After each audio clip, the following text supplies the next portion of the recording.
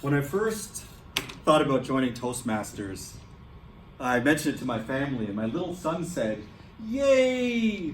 Maybe in the morning you won't burn my bread anymore." I said, "Sweetie, it's not that kind of toast. We do speeches. It's communication skills." And then my wife said, "Yay! Maybe your stories won't be so boring anymore." I said, "It's communication skills, not a personality transplant." If anything, my stories are going to be 5 to 7 minutes in length, so a few less ums and ahs, and exceptionally, they'll include the word of the day.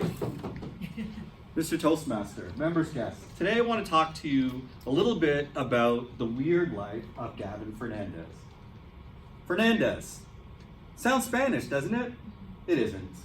My family's from a Portuguese colony in India called Goa. Although I'm Indian, I was born in Karachi, Pakistan. Definitely have that on your passport if you like to spend hours talking to Homeland Security.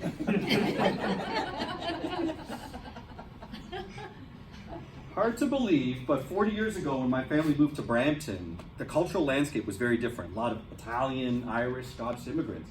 I was the only brown boy in my whole grade. I was the only brown boy in my entire hockey league. I was the only brown boy in Girl Guides.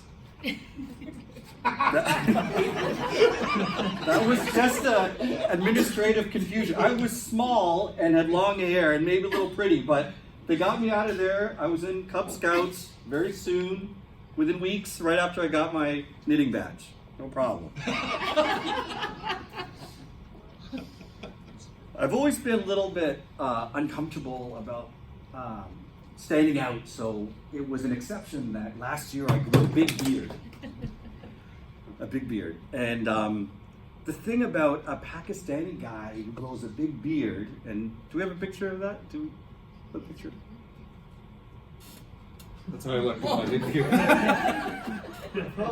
The problem with a Pakistani guy like me grows a big beard. You look a lot like one of the September 11th hijackers.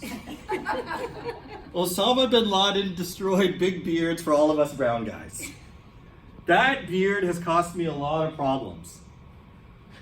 I remember going to the mall once, and when I came back, I said to my wife, "You were so rude to me at the mall, just because of the way I looked."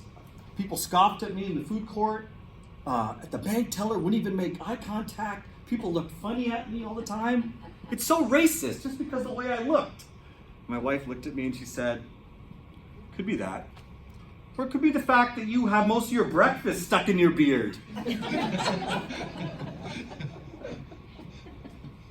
I'm always struggling to lose weight. So I asked people, "What should I eat?" People said, "Oh, you gotta eat vegetables, no oil. You gotta eat meat.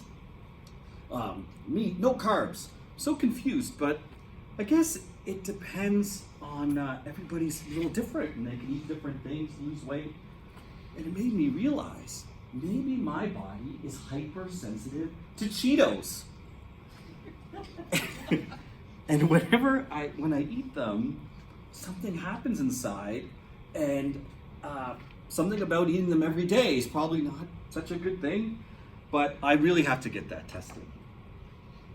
One thing I was drilled into my head as a young man was you got to get out of your comfort zone. That's a big reason why I'm up here trying to do speeches.